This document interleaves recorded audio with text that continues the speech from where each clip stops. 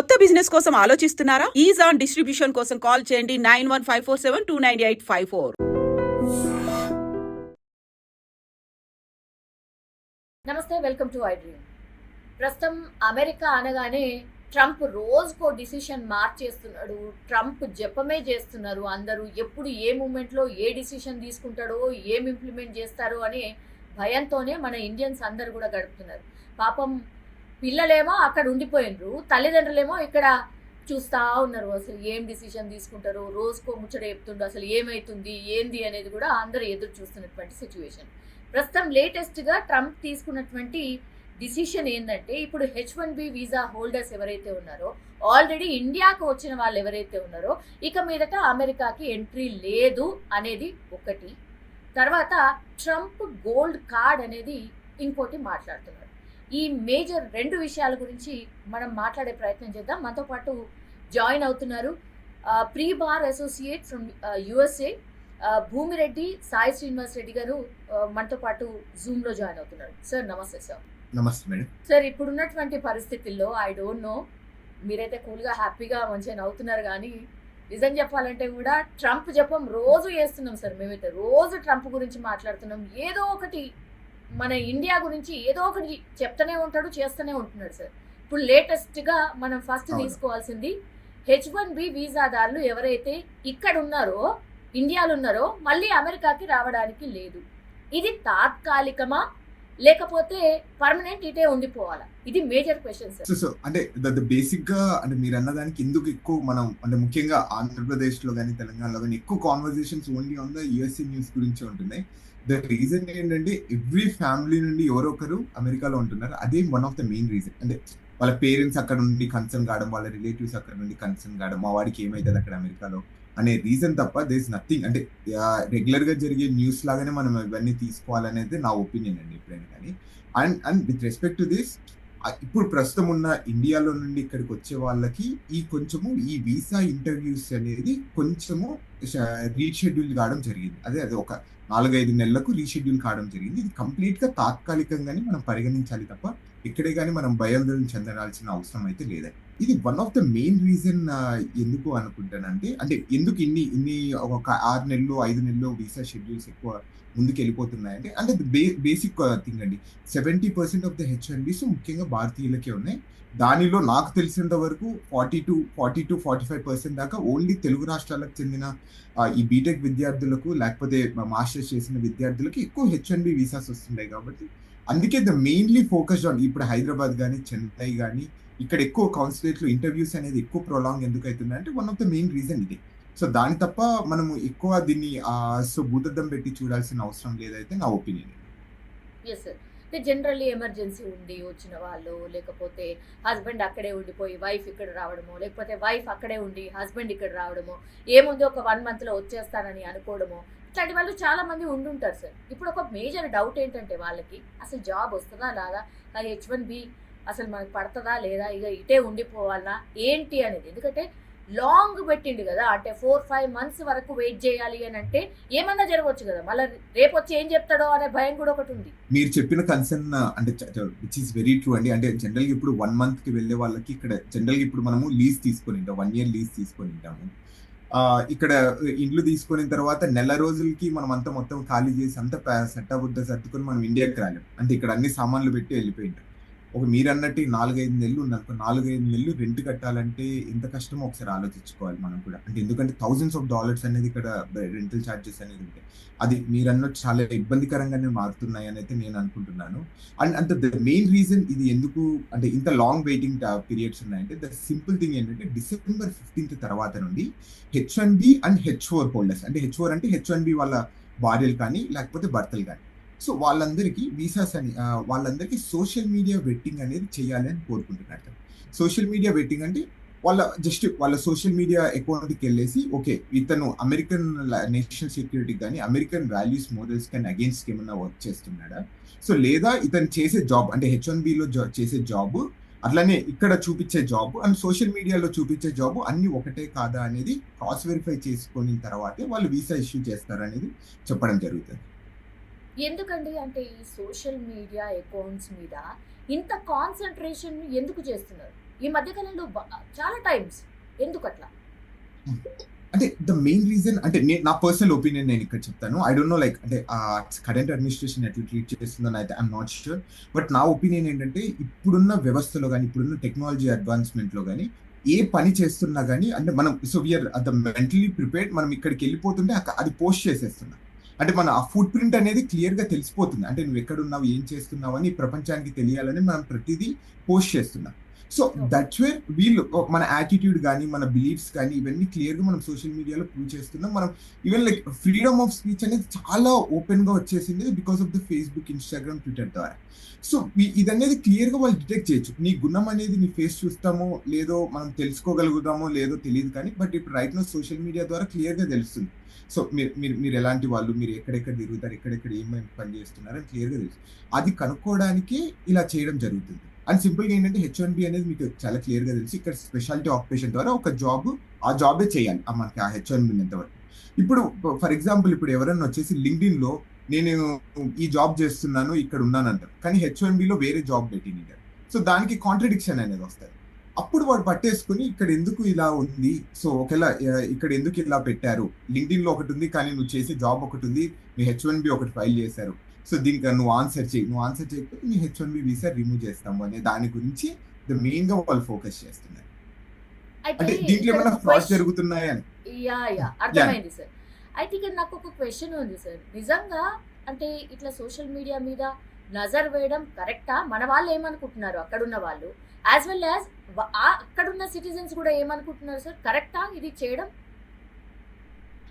So అంటే అది నేను కరెక్టా కాదా అనేది కంప్లీట్లీ డిఫరెంట్ డిబేట్ అండి. అంటే యూజువల్గా జనరల్గా అంటే if you are the citizens of this country అది కరెక్ట్ కాదు అని అయితే నేను అనుకుంటాను. అంటే బట్ కానీ ఇక్కడ ఏమంటున్నారంటే every visa issuance is adjudication to the national security అని చెప్తున్నారు. అంటే నేను ఒక వ్యక్తిని బయట నాన్ ఇమిగ్రెంట్ నేను కంట్రీలోకి తీసుకొని రావాలంటే అది నేను నా నేషనల్ సెక్యూరిటీ పనంగా పెట్టి నేను అతన్ని లోపలికి తీసుకొని వచ్చి నా దేశస్తులను నేను కాపాడుకోవాలి అనేది వీళ్ళు చేస్తున్న ఆర్గ్యుమెంట్.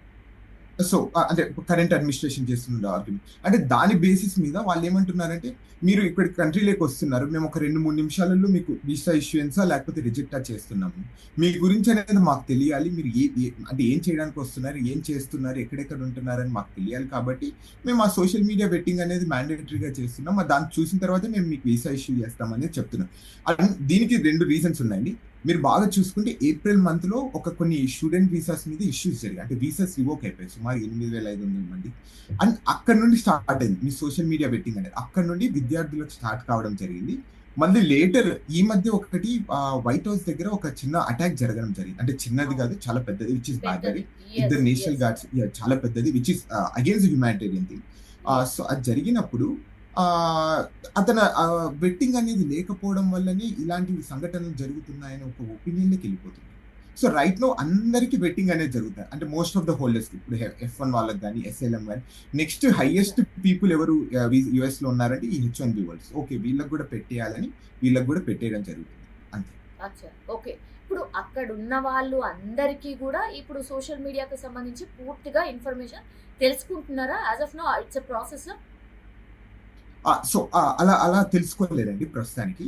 అంటే ఇప్పుడు ఏమవుతుందంటే ఇప్పుడు మీకు వీసా అనేది ఎక్స్పైర్ అయిపోయి ఉంటుంది. మీరు ఇక్కడ ఉన్నప్పుడు 3 ఏళ్ళక లేకపోతే 5 ఏళ్ళక మళ్ళీ రిటర్న్ రావాలి అన్నప్పుడు, మీరు భారతదేశానికి వచ్చి రిటర్న్ రావాలనుకున్నప్పుడు వీసా స్టాంపింగ్కి వెళ్తారు. ఆ వీసా స్టాంపింగ్కి వెళ్ళినప్పుడు మాత్రమే మీ సోషల్ మీడియా అకౌంట్లు వాళ్ళకి ఇస్తారు. ఇచ్చేసి DS-160, 260 ఆ ఫామ్లో మనము సోషల్ మీడియా అకౌంట్స్ ఇచ్చిన తర్వాత వాళ్ళు అది క్రాస్ చెక్ చేసుకున్న తర్వాత మనకు వీసా ఇష్యూ చేస్తారు.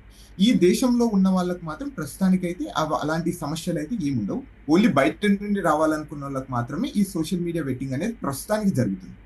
అది ఓన్లీ December 15 తర్వాత నుండి అమల్లోకి రాబోతుంది. అచ్చా, ఇప్పుడు సార్ ఇక్కడ ఉన్న వాళ్ళు ఎవరైతే ఇండియాకి వచ్చిర్రో H1Bకి సంబంధించిన వాళ్ళు 4-5 మంత్స్ అంటున్నారు.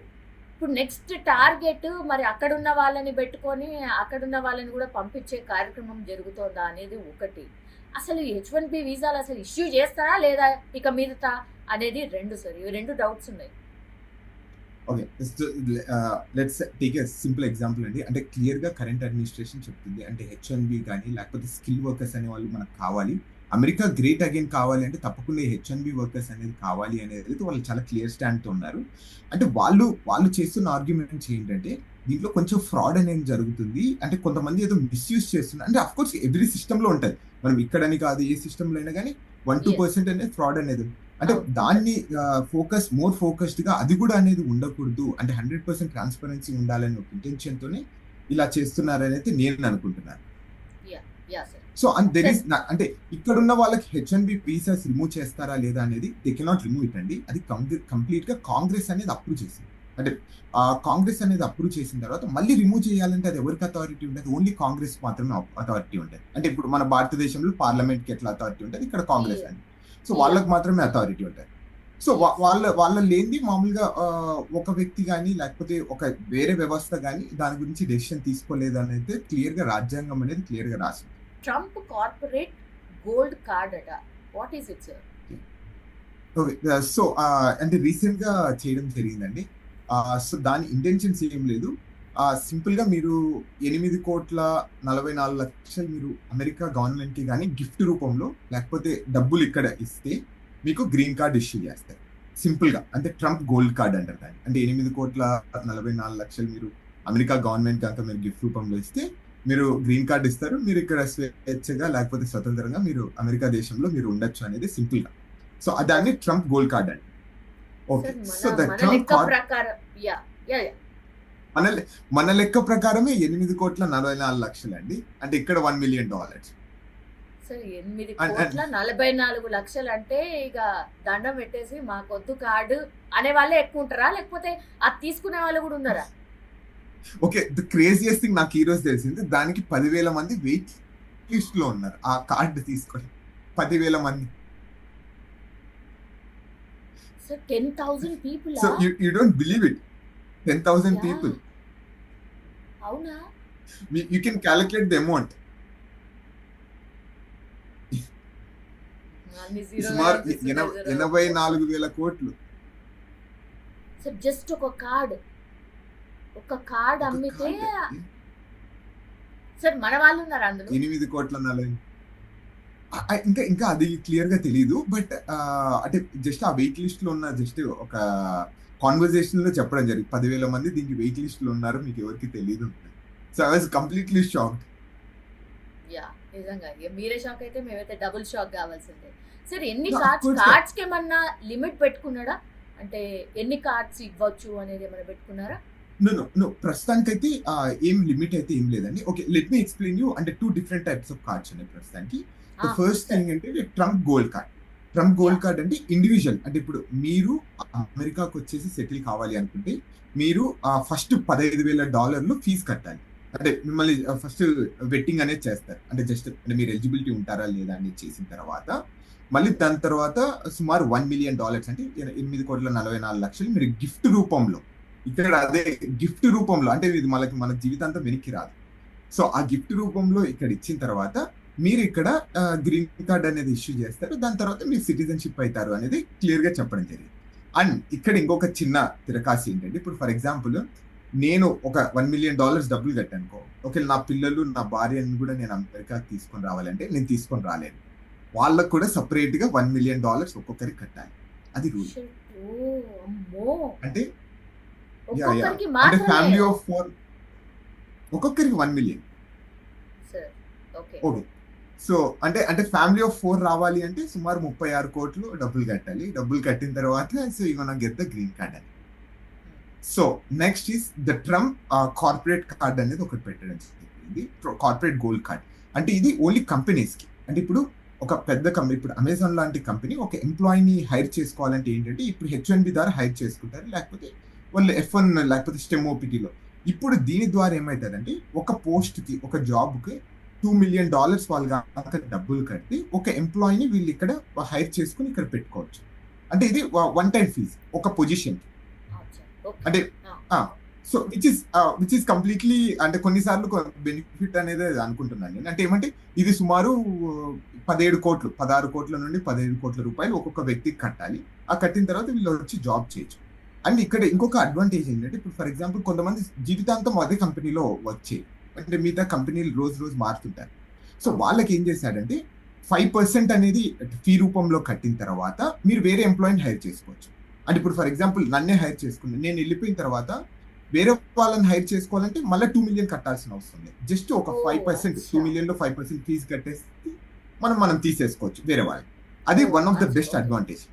యా కరెక్ట్ అంటే ఇక్కడ అవును ప్రాబ్లం ఏంటంటే అంటే 10,000 మంది 8,44,00,000 కట్టే వాళ్ళు ఉన్నారా అనే దాని గురించి మనం నేను చాలా వండర్ అవుతున్నాను ప్రస్తుతానికి. సూపర్ సార్ అంటే ఒక కంట్రీకి ఓసారి అంటే గిఫ్ట్ లేగా ఇచ్చేయడమే డబ్బులు అంతే కదా sir as simple as that అంతే అండి.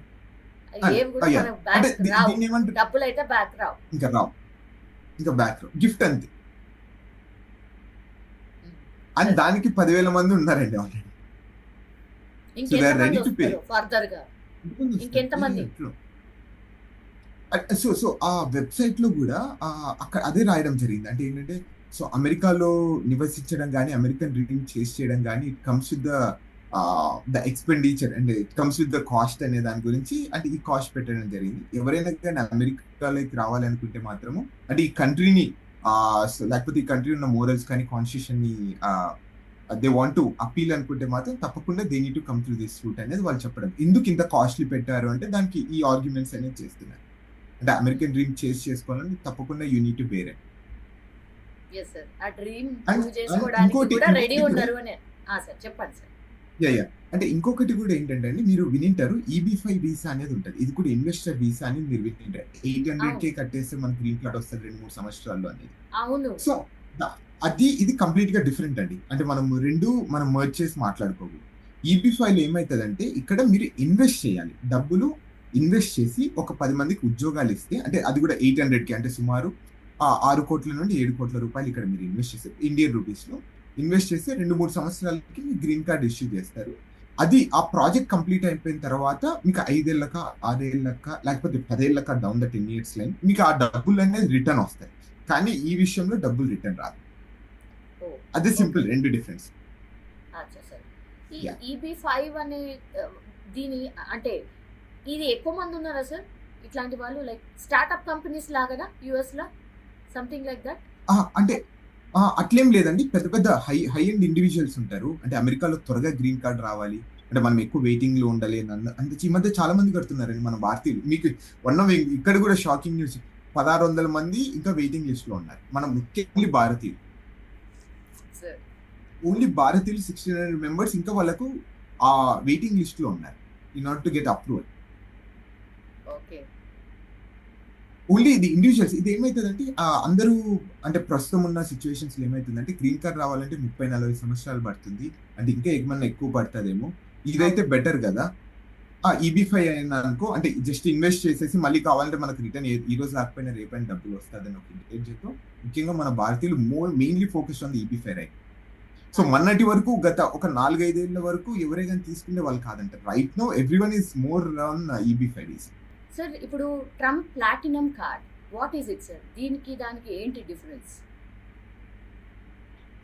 అంటే it's all about the amount అండి. సో ట్రంప్ ప్లాటినం కార్డు కావాలంటే $5 million కట్టాలి. అదైతే $1 million $2 million అయిపోతుంది. $5 million అంటే సుమారు 40 కోట్లు ఖర్చు పెడితే మీరు ఇక్కడ ట్రంప్ ప్లాటినం కార్డ్ అనేది వస్తుంది, which is very high and. అంటే దీనికి ఇంకొకటి ఏంటంటే ఇది ఇంకా రిలీజ్ చేయలేదు, జస్ట్ ఇది ఇంకా వెయిటింగ్ లిస్ట్ లో ఉంది. అంటే they wanted to make some rules అనుకుంటాను, అందుకు ఇంకా హోల్డ్ లో పెట్టడం జరిగింది. అంటే ఇదేంటంటే $5 million ఒక ఇండివిజువల్ అంటే ఒక వ్యక్తి మీరు వచ్చేసి అమెరికాలో జస్ట్ అప్పుడప్పుడు ఉండాలనుకున్నా కానీ లేకపోతే అమెరికా ట్యాక్స్ మీ మీద పడుకోకుండా ఉండాలనుకున్నా కానీ మీరు $5 million కనుక ఇక్కడ డబ్బులు కనుక ఇస్తే మీకు వీసా ఫ్రీ ఎంట్రీ అనేది ఇస్తారు. అంటే మీరు ఎప్పుడైనా వెళ్ళొచ్చు, ఎప్పుడైనా రావచ్చు. 270 రోజులు మీరు అమెరికాలో ఉండొచ్చు. ఓ అంటే అచ్చా you okay don't need to మీరు ఇండియన్ సిటిజన్షిప్ కానీ గివ్ అప్ చేయకపోయినా కానీ ఇక్కడ మీరు ఆటోమేటిక్ గా సిటిజన్షిప్ క్లెయిమ్ చేసుకొని మీరు ఇక్కడ ఉండడానికి ఈ $5 million కట్టేస్తే సరిపోతుంది. అండ్ ఇక్కడ ఇంకోటి ఏంటంటే జనరల్ గా ఇక్కడ డ్యూయల్ టాక్సేషన్ అనేది జరుగుతుంటదండి అప్పుడప్పుడు. సో కొన్ని సందర్భాల్లో చాలా మంది 270 రోజులు ఇక్కడ ఉంటే తప్పకుండా ఇక్కడ ట్యాక్సెస్ అనేది కట్టాలి. అంటే మీరు ఇండియాలో కానీ వేరే దేశాలలో కానీ మీకు బిజినెస్ ఉన్నా కానీ ఆ బిజినెస్ అనేది ఇక్కడ ట్యాక్స్ రూపంలో మీరు కట్టాలి. సో కానీ దీని ద్వారా ఏమవుతుంది అంటే ఈ $5 million అది ఎగ్జంప్షన్ అనేది ఇస్తుంది. అంటే మీరు అచ్చా ఇండియాలో ఒకవేళ మీకు బిజినెసెస్ ఉండి డబ్బులు సంపాదిస్తే ఇక్కడ మీరు ఆ ట్యాక్స్ కట్టని అవసరం లేదని అయితే క్లియర్ గా చెప్తున్నారు. అది ఈ $5 million ట్రంప్ ప్లాటినం కార్డ్. అంటే దానికి అంటే దీనికి difference it's all about the money అండి. అది 1 million 2 million ఇది 5 million. Yes sir. I think దానికి కూడా వెయిటింగ్ లిస్ట్ ఉంటుందేమో, చెప్పలేము. I'm still wonder. అది మనం పెద్ద వండర్ కాని అవసరం లేదు. అంటే దానికి 10,000 మంది ఉంటే దీనికి తప్పకుండా 1000 మంది అని ఉంటారు అనుకునేది నా ఉంటారు. ఉద్దేశం. Yes yes. Yeah yeah right sir. Yes sir. Thank you Srinivas Reddy garu. Thank you so much అండి. చాలా విషయాలు చెప్పారు. Thank you. Thank you. Thank you. And for more videos, Please subscribe to iDream. Please subscribe to iDream. Please subscribe iDream. And please subscribe to iDream. For more videos, subscribe to iDream. please like, share and subscribe to the channel. Congratulations, iDream. Subscribe to iDream. Subscribe to iDream. So subscribe to iDream Media. iDream team అందరికి huge congratulations. Please subscribe iDream Media. Please subscribe to iDream. Subscribe iDream. Please subscribe to iDream. iDream అంటే నా కళల ఛానల్ను subscribe చేసుకున్న నోరు తిరుగుతలేదు. మీరైతే గంట గుర్తు కొట్టండి. For more such videos, please subscribe to iDream. Subscribe to iDream. Please subscribe to iDream. Please subscribe iDream Media. Please do subscribe to iDream. Please subscribe to iDream Media. For best entertainment and information, please subscribe iDream. And don't forget to subscribe to iDream.